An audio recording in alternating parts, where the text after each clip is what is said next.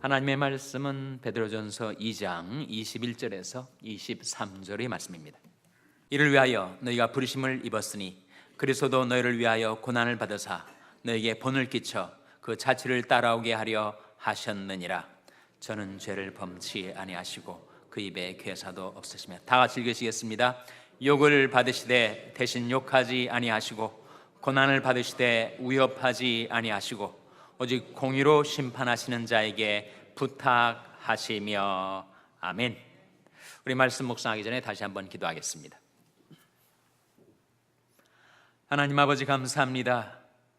저희들이 험한 세상 살다가 저희들이 발이 미끄러진다 말할 때 주의 인자하심이 저희들을 붙들어 주셨사오며, 저희들 속에 생각이 많을 때 주님의 위안, 주님의 말씀이 저희들의 영혼을 즐겁게 해 주시오니 감사를 드립니다.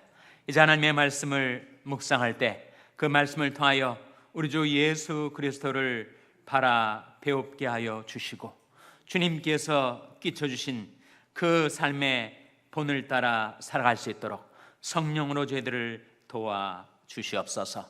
예수님의 이름으로 기도하옵나이다. 아멘. 할렐루야. 서로에게 평강의 복을 기원하는 마음으로 샬롬 인사 나누시기 바랍니다. 샬롬. 샬롬. 오늘도 수요 예배 잘 나오셨습니다. 여러분이 본당에 들어오시면 제일 먼저 눈에 띄는 것이 무엇입니까?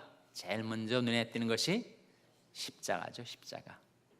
저도 새벽 기도에 참석하기 위해서 본당 입구로 들어올 때 바라보는 것이 십자가, 푸른 십자가. 십자가 빨간색이 아니고 왜 푸른색일까? 희망의 십자가를 상징하죠. 십자가와 나를 한번 생각해 보세요. 십자가와 나의 관계. 내게 있어서 십자가는 무엇일까? 저도 그것을 묵상을 하면서 십자가는 은사이자 동시에 사명이구나, 그런 깨달음을 갖게 되었어요. 십자가는 은사입니다. 하나님께서 우리 죄를 용서하시기 위하여 내어주신 십자가. 예수는 우리 범죄함을 위하여 내어줌이 되고, 어디에 내어주신 거예요? 십자가 위에. 모든 사람이 죄를 범하였음에 하나님이 영광에 이르지 못하더니 그리스도 예수 안에 있는 구속으로 말미암아 하나님의 은혜로 값없이 의롭다 하심을 얻은 자 되었느니라. 로마 3장의 말씀이죠. 이 예수를 하나님이 그의 피로 인하여 믿음으로 말미암는 화목제물로 세우셨으니, 어디에 화목제물로 세우신 거예요? 십자가. 염소와 송아지 피로 아니하고 오직 자기 피로 영원한 속죄를 이루사 단번에 성소에 들어가셨느니라. 우리 주 예수님께서 자기 몸을 어디에 들이셔서 영원한 속죄를 이루셨다고요? 십자가. 그러니 십자가는 은사입니다. 십자가는 은혜로 우리에게 주신 선물. 그 십자가로 나 같은 죄인도 죄 용서 받고 하나님이 자녀가 되어서 내주는 자비하셔서 늘 함께 계시고 내 궁핍함을 아시고 늘 채워주시네. 그런 삶을 어떻게 살게 되었는가? 십자가로 살게 해주셨단 말이죠. 우리가 불렀던 찬송인데, 내 궁핍함을 아시고 늘 채워주시네. 내 궁핍함이 뭘까요? 물질의 궁핍함도 궁핍함이겠지만 내게 평안의 궁핍함, 말씀의 궁핍함, 사랑의 궁핍함이 내게 닥쳐올 때가 있단 말이죠. 내 마음의 평안이 사라지고 말씀도 사라지고 사랑도 사라지고, 하나님이 우리를 긍휼히 여기셔서 늘 우리와 함께 계시고 내 궁핍함을 아시고 늘 채워주시네. 물질도 채워주시고 평안도 채워주시고 말씀도 채워주시고 사랑도 채워주시고, 그 모든 것이 십자가로 우리에게 주어졌으니 십자가는 분명히 은사죠. 그러나 동시에 십자가는 사명입니다. 예수님께서 아무든지 나를 따라오려거든 자기를 부인하고 날마다 제 무엇을 지고 라고 하셨습니까? 제 십자가를 지고 나를 쫓을 것이니라. 십자가는 내가 져야 할 사명이라는 거죠. 아무든지 나를 따라오려거든 자기를 부인하라.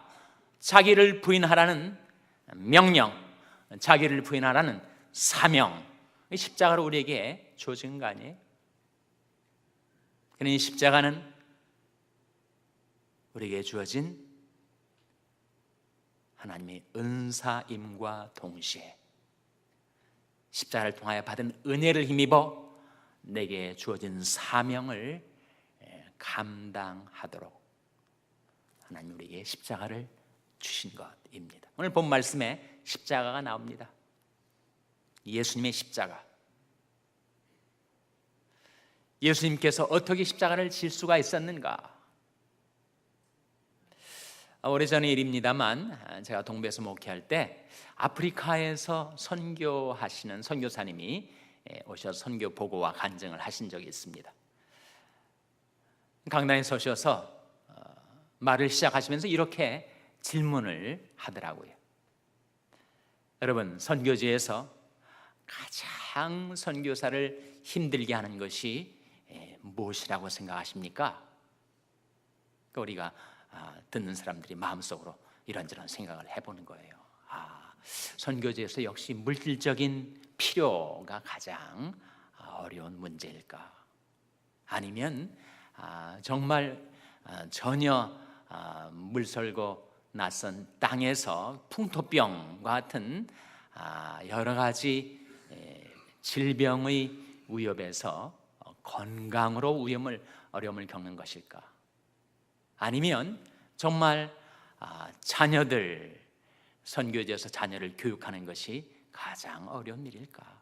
실제로 선교사님이 그런 것들을 열거하시더라고요. 이런 것들이라고 생각하십니까? 그렇지 않습니다. 선교지에서 선교사를 가장 힘들게 하는 것은 바로 인간관계입니다. 그렇게 얘기를 하세요. 아니, 이렇게 우리가 복잡하게 사람들 많은 데서 사는 것도 아니고 그 외딴 곳 선교지에서 무슨 인간관계가 그렇게 복잡하길래 그것이 가장 큰 문제라고 말씀하실까? 그런 질문을 마음속으로 떠올렸던 기억이 납니다. 여러분, 우리가 한국에서 살아가든 미국에서 살아가든 선교지에서 살아가든 우리가 어디에 있든지 우리 인생에서 가장 어려운 문제는 인간관계의 문제일 거예요. 어떤 인간과의 관계이길래 그렇게 인생을 힘들게 만드는가? 트럼프 대통령 때문인가? 문재인 대통령 때문인가? 박근혜 전 대통령 때문인가? 인간관계의 어려움은 가장 가까운 사람, 가족들, 교인들, 친지들, 이웃들, 더불어 살아가는 사람들과의 인간관계가 제일 어렵죠. 가족에서라면 부모님과의 관계가 어렵습니다. 형제들과의 관계도 어렵고 가장 가까워야 될 배우자와의 관계가 얼마나 어려워요.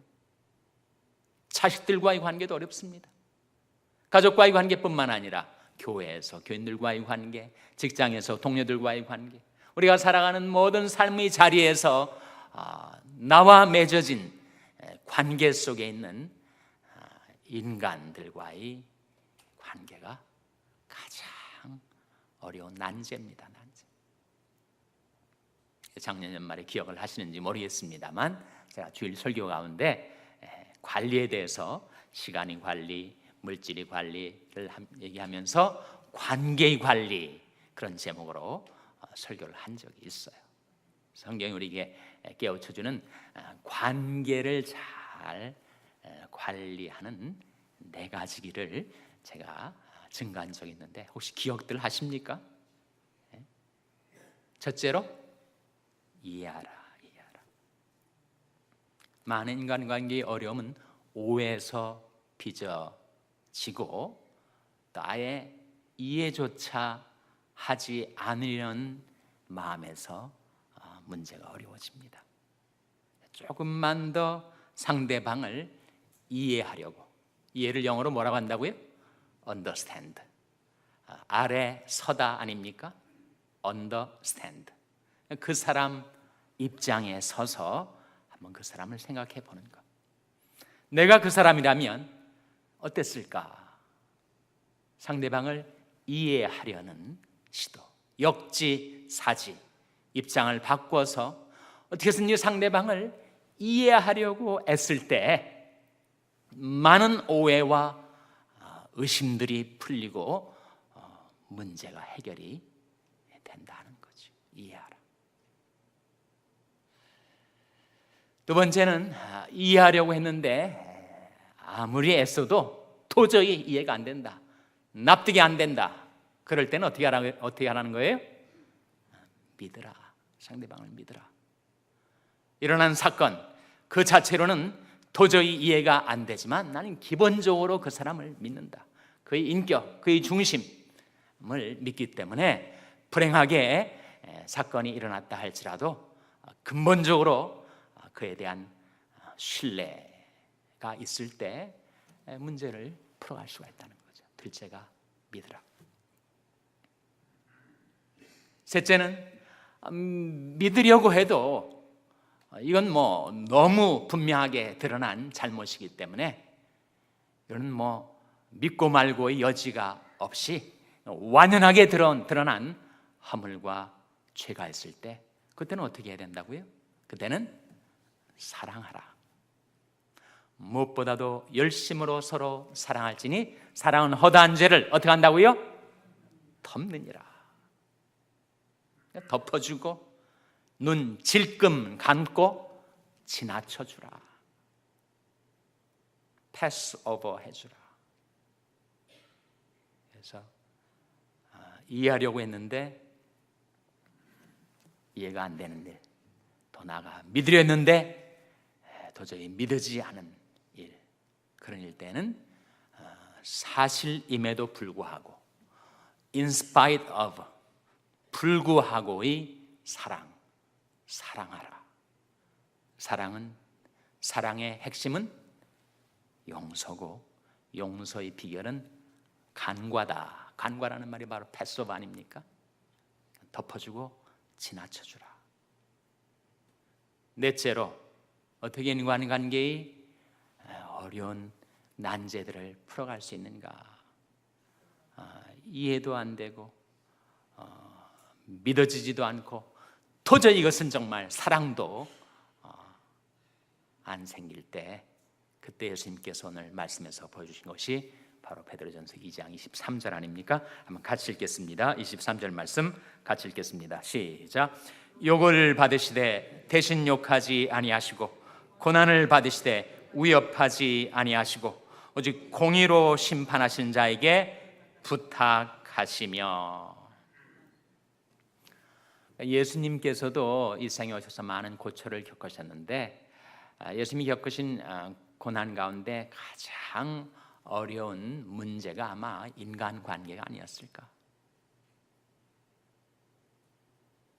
그렇게 당시 유대 종교 지도자들, 정계 지도자들이, 그때는 정치와 종교가 분리되어 있지 않은 시대였기 때문에 그 유대의 지도자들이 그렇게 예수님을 시기하고 미워하고 그리고 핍박을 가해왔었단 말이죠. 그래서 결국은 유대 교권주의자들이 로마 정권을 잡은 사람들과 결탁을 하고 야합을 해서 결국 십자가 사건이 벌어지게 되는데, 그렇게 주님 앞에 몹쓸 짓을 했었던 그 사람들 얼마나 많이 욕을 당하셨어요? 욕을 받으시되 대신 욕하지 아니하시고 고난을 받으시되 어디 두고 보자 위협하지 아니하시고 저주하지 아니하시고 어떻게 끝끝내 십자가를 질 수가 있었다고요? 오직 공의로 심판하시는 자에게 부탁하시며 맡기신 거죠. 주님께서 나서셔서 복수하려 하지 않으시고 안갚음하려 않으시고 그 일, 그 사건, 그 사람, 그 모든 인간관계를 하나님께 부탁하셨다. 로마서 12장 19절 말씀에 사랑하는 자들아 너희가 친히 원수를 갚지 말고 무엇에 맡기라 라고 했습니까? 진노하심에 맡기라. 기록되었을 때 원수 갚는 것이 내게 있으니 내가 갚으리라고 주께서 말씀하시니라. 하나님께서 가장 공의롭게 가장 공정하게 심판하시고 판단하시고 신원해 주시고 내 우울함, 내 원통함 풀어주실 것을 믿고 하나님께 맡기는 것. 여러분 인생 가운데 인간관계 때문에 어떤 어려움을 겪고 계시는지를 저는 알지 못하죠. 그 문제를 풀어갈 수 있는 성경이 우리에게 보여주는 길. 첫째로 이해하라. 둘째로 믿으라. 셋째로 사랑하라. 그렇게 못하겠거든 또 그렇게 되지 않는 더 어려운 인간관계의 문제가 있다면 그것은 맡기라. 공의로 심판하신 자에게 부탁하셨던 예수님. 그래서 십자가를 지신 것처럼 우리에게 주어진 십자가, 내게 주어진 나의 십자가는 은사임과 동시에 사명인데 어떻게 그 십자가를 지고 주님을 따를 수 있다고요? 욕을 받으시되 대신 욕하지 아니하시고 고난을 받으시되 위협하지 아니하시고 오직 공의로 심판하신 자에게 부탁하셨던 예수님을 본받아서 모든 것 가장 공정하게 심판하실 하나님께 맡기고 내 몫에 텐 나의 십자가를 지고 주님을 따르는 저와 여러분 될 수 있기를 주님의 이름으로 축원합니다. 기도하시겠습니다. 하나님 아버지, 오늘도 말씀을 통하여 우리 주 예수 그리스도를 저희들에게 보여주신 것을 감사드립니다. 욕을 받으시되 대신 욕하지 아니하셨던 주님, 고난을 받으시되 위협하지 아니하셨던 주님, 모든 것을 공의로 심판하시는 하나님께 부탁하시고 십자가를 지었던 우리 주님을 바라보니 하나님 저희들을 불쌍히 여기셔서 저희들의 모든 죄를 용서하여 주시고 그리 살지 못하는 죄들 성령으로 도우셔서 내 몫에 태인 나의 십자가를 지고 저희도 주님을 따를 수 있게 하여 주시옵소서. 이 모든 말씀 예수님의 이름으로 기도하옵나이다. 아멘.